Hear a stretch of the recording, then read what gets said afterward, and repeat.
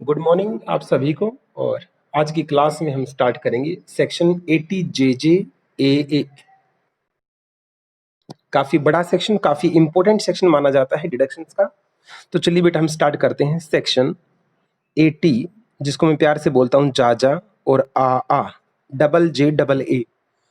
जाजा और आ 80 जे double J double A भी इसको बोलते हैं। ये सेक्शन किसके लिए है बेटा? ये सेक्शन है न्यू एम्प्लॉयमेंट के लिए। ध्यान से समझते जाना बेटा, न्यू एम्प्लॉयमेंट। भारत के अंदर बेटा बेरोजगारी बेरोजगारी बहुत ज्यादा है।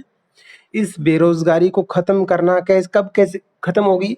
जब आप न्यू जॉब देंगे। तो हमारा इनकम टैक्स डिपार्टमेंट एक स्कीम लेके आया है। क्या लेके आया है बेटा? एक स्कीम लेके आया है जिसमें क्या बोलता है, आप नए लोगों को रोजगार दो। आप नए नए लोगों को क्या दो? एम्प्लॉयमेंट दो। बेरोजगारी को खत्म करो, रोजगार दो। हमने कहा हमें क्या फायदा होगा?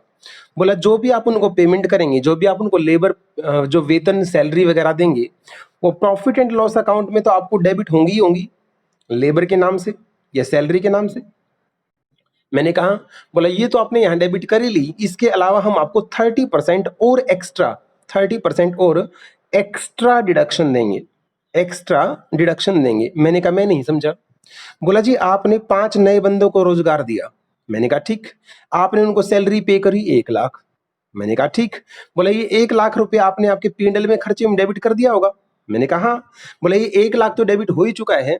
जब आपकी ग्रोस टोटल इनकम निकल के आ जाएगी, हम इस 1 लाख का 30% 30,000 रुपए हम आपकी इनकम को और कम कर देंगे 80 जे सेक्शन में। मैंने कहा मेरा क्या फायदा?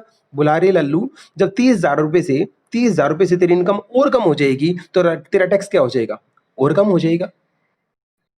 इट मीन्स 80 जे बोलता है आप नए लोगों को रोजगार दो अपने बिजनेस के अंदर। जो लेबर आपने पीडल में डेबिट कर ली वो तो कर ही ली, उसके अलावा हम आपको जितने भी आपने लेबर सैलरी पे करी है उसका 30% आपको और एक्स्ट्रा डिडक्शन पे करेंगे, और एक्स्ट्रा डिडक्शन पे करेंगे। लेकिन कंडीशन हमारी ये है, आपको रोजगार देना है लोगों को, आपको रोजगार देना है लोगों को। बेटा जैसे सेक्शन की लैंग्वेज होती है वैसा लोग करते नहीं। लोग क्या करते हैं? चालबाजियां करते हैं। लोगों ने क्या किया, मुझे पता लगा मेरे पास 100 बंदे काम करते हैं। कितने बंदे काम करते हैं? 1 मिनट, पेन वर्किंग नहीं कर रहा, 1 सेकंड। मुझे पता था मेरे पास 100 बंदे काम करते हैं। 100 को मैं, ये पुराने बंदे जो मेरे पास लगे हुए हैं, इनमें से मैंने 50 को निकाल दिया, 50 को निकाल दिया, और 50 बंदे मैंने न्यू न्यू क्या कर दिए? एम्प्लॉय कर दिए, डिप्यूट कर दिए। 50 निकाल के 50 नए ले आए तो 50 तो वापस बेरोजगार हो गए। पहले कितने थे टोटल? 100। अब भी कितने बेटा? 100। तो आपने नए लोगों को रोजगार कहां दिया? लोग क्या करते हैं, एक्स्ट्रा डिडक्शन पाने के चक्कर में कुछ पुराने लोगों को निकाल के कुछ नए लोग भर लेते हैं। तो गवर्नमेंट बोलती है ऐसे करोगे तो आपको डिडक्शन हम नहीं देंगे, क्योंकि आपने टोटल नंबर ऑफ जो एम्प्लॉय थे उसमें तो इंक्रीमेंट आपका हुआ ही नहीं। पहले भी आपके 100 थे, आज भी आपके 100 हैं। आपने तो एक्स्ट्रा डिडक्शन लेने के चक्कर में पुरानों को निकाल के नए को भर्ती कर लिया ताकि आपको एक्स्ट्रा रोजगार मिले। ऐसा नहीं करेंगे। आपके प्रीवियस ईयर के आखिरी दिन बताओ आपके पास कितनी लेबर थी? मैंने कहा जी 100 थी। आपने 50 निकाले और आपने 70 नए भर्ती करे। 50 निकाले, 70 नए भर्ती करे, टोटल कितने हो गए आपके? 120। तो पिछले साल कितने थे? 100। अब की बार कितने हुए? 120। तो जो एक्स्ट्रा 20 बड़े हैं, जो ये एक्स्ट्रा 20 बड़े हैं, इसी की डिडक्शन आपको मिल पाएगी, बाकियों की डिडक्शन आपको नहीं मिलेगी, क्योंकि आपको देश के अंदर रोजगार पैदा करना है, न कि लोगों को बेरोजगार करके फिर से रोजगार देना है। जी सर। इतना काम करने के बाद भी लोगों ने फिर से अपनी चालें चली। कैसे? हाँ बेटा बोलो। हम्म। वो- बिल्कुल गिनेंगे बेटा। जो चले गए वो साइड हो गए, जो नए आए टोटलिटी के अंदर देखा जाएगा। अभी मेरा सेक्शन खत्म नहीं हुआ है, एक बार सुनते चले जाओ, इसके अंदर बहुत सारे पॉइंट्स हैं। लोगों ने क्या किया, अपनी जान पहचान के लोगों को हायर सैलरी पे रखना स्टार्ट कर दिया, हायर सैलरी पे रखना स्टार्ट कर दिया ताकि एक्स्ट्रा डिडक्शन मिले। फॉर एग्जाम्पल, मेरे को जब इस प्रोविजन का पता लगा तो मैंने क्या किया, मैंने गर्वित को मेरी कंपनी के अंदर नए एम्प्लॉय के रूप में 50,000 रुपए सैलरी देना स्टार्ट कर दिया। कितनी सैलरी? 50,000 रुपए सैलरी देना स्टार्ट कर दिया। तो गवर्नमेंट फिर से एक नोटिफिकेशन लेके आई। गवर्नमेंट क्या बोलती है, जब इस बंदे को 50,000 रुपये आप दे रहे हो तो ये बेरोजगार था ही नहीं। जिसको आज 50,000 जो बंदा कमा सकता है वो कहीं और भी इतने ही कमा सकता है। हम इस बंदे को लेबर कैटेगरी में मानते ही नहीं। मैंने कहा फिर, बोले 25,000 रुपए से ज्यादा के बंदे अगर आपने एम्प्लॉय करे हैं तो वो 80JJAA सेक्शन के अंदर एलिजिबल नहीं है। ये स्कीम लाई गई थी बेटा उन लोगों के लिए जो गरीब तबके के लोग हैं, जो बेरोजगार हैं, जो सड़कों पर खड़े रहते हैं। जो आदमी यहाँ 25,000 से ज्यादा कमा रहा है तो वो कहीं भी कमा सकता है। इसलिए न्यू एम्प्लॉय की जब आप लिस्ट बनाओ तो उसमें 25,000 से ज्यादा का जो वेतन ले रहे हैं उसको आप एक्सक्लूड कर देना। जी सर। फिर क्या किया लोगों ने, फिर बेटा इन्होंने एक और चाल चली।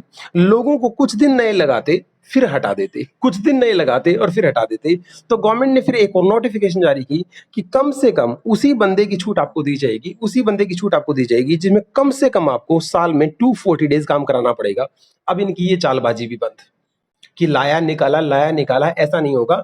कम से कम 240 दिन आपको उस बंदे से काम करवाना होगा। ये 240 दिन एक साल के हैं बेटा। एक साल के अंदर मिनिमम आपको 240 डेज काम करवाना पड़ेगा। सर कुछ फैक्ट्री सीजनल होती हैं, सीजनल होती हैं, जैसे वूलन की है, गारमेंट्स है, सर्दियों के कपड़े हैं या लेदर प्रोडक्ट हैं। बेटा इन जो सीजनल कंपनियां होती हैं उसमें 240 डेज की जगह आपको पेपर में देखनी है 150 डेज। कुछ भी ना बताए तो आपको हमेशा 240 देखना है, और लेदर या गारमेंट्स की बात करें तो आपको फिर 150 डेज देखना है। ये बातें मैंने आप लोगों को बताई। मैं फटाफट एक बार इसको रिवाइज करवाता हूं कि मैंने इसमें क्या बताया है और क्या नहीं बताया। सेक्शन का नाम है 80JJAA। सर इसमें एक बात और बताओ, अगर किसी ने नया बिजनेस स्टार्ट किया है, न्यू बिजनेस स्टार्ट किया है, तो वो जितने भी लेबर लगाएगा सर, जितनी भी लेबर लगाएगा वो तो सारी नहीं होगी। हाँ बिल्कुल सारी नहीं है। तो सर उसको पीएनएल में जो भी डेबिट कर लिया वो तो छूट मिलेगी मिलेगी, उसके अलावा सभी लेबर पे 30% छूट उसको एक्स्ट्रा मिलेगी, बिल्कुल मिलेगी। नए बिजनेस के केस में जितनी भी इंप्लॉयमेंट है वो सारी क्या होती है, नहीं। बस वो कंडीशन पूरी करवानी पड़ेगी, 25,000 से ज्यादा का बंदा ना हो और कम से कम उसने 240 डेज काम किया हो। जी सर। सर क्या एग्जिस्टिंग बिजनेस वालों को भी ये छूट मिल सकती है? जिसका ऑलरेडी एग्जिस्टिंग बिजनेस है क्या उसको भी छूट मिल सकती है? हाँ, बट उसको टोटल नंबर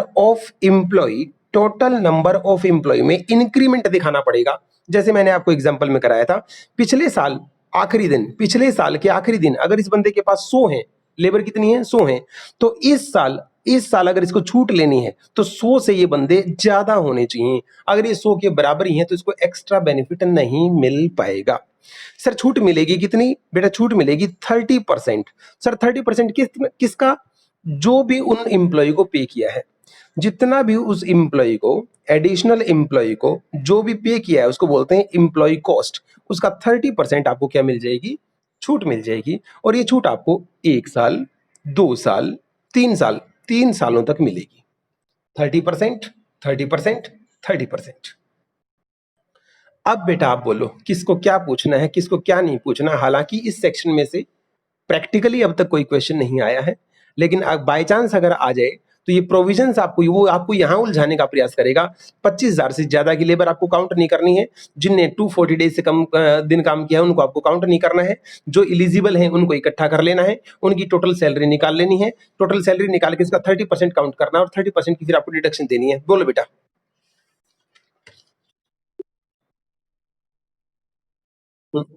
ठीक है बेटे।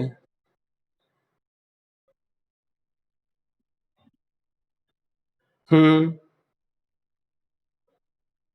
हम्म। दोबारा बताओ। 100 बंदे काम कर रहे थे उनके पास पहले।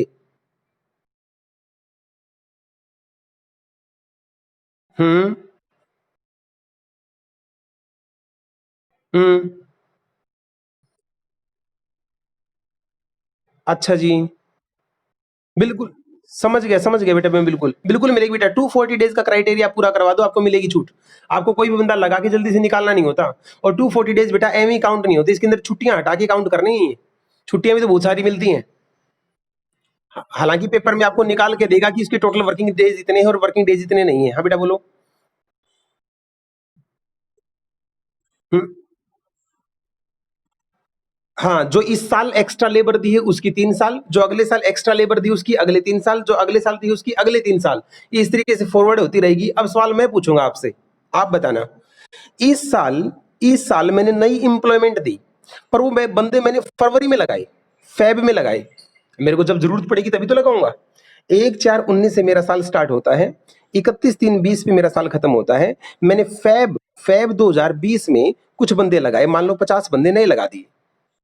अब बेटा यहाँ तो उसके 240 डेज पूरे हो ही नहीं सकते, यहाँ तो उसके 240 डेज पूरे हो ही नहीं सकते। यहां से आगे आ गया अगला साल, अगले साल भी मैंने इनको हटाया नहीं, इन बंदों ने यहाँ काम करते करते करते करते 240 डेज यहाँ जाके पूरे कर लिए, यहाँ जाके इनको 240 डेज पूरे कर लिए। अब बताओ ये बंदे लगाए तो मैंने पिछले साल हैं और इनके दिन पूरे हो रहे अगले साल हैं, तुम बताओ क्या तुम छूट दिलवाओगे या नहीं दिलवाओगे? यस और नो?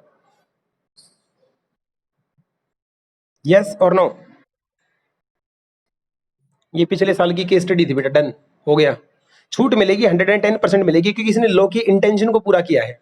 इसने बंदा अब जब जहां जरूरत पड़ेगी वहीं तो लगाएगा।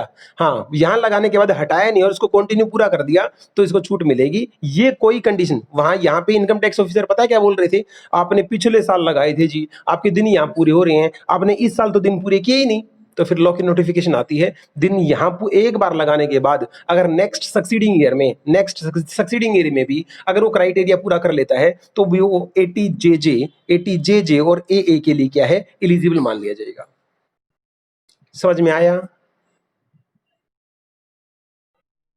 यहां तो मिल ही नहीं सकती ना बेटा, यहां मिलेगी वो। यहां की जब आईटीआर भरेगा, यहां तो क्लेम ही नहीं कर पाया, यहां की में क्लेम कर लेगा। ठीक।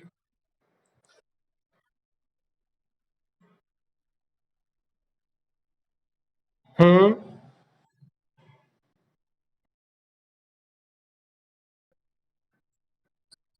ठीक है जी।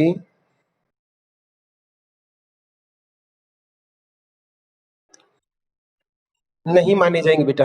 एग्जिस्टिंग बिजनेस के लिए एक थंब रूल बना दिया, पिछले साल आखिरी दिन जितने टोटल थे उससे एक्सीड करना है, किसी भी कंडीशन में एक्सीड करो। ओके जी। क्या मैं नेक्स्ट सेक्शन पे चलूं बेटा? हाँ जी, चलिएगा। मैं इस रिकॉर्डिंग को एक बार पॉज करके दोबारा से रिकॉर्डिंग स्टार्ट करता हूँ।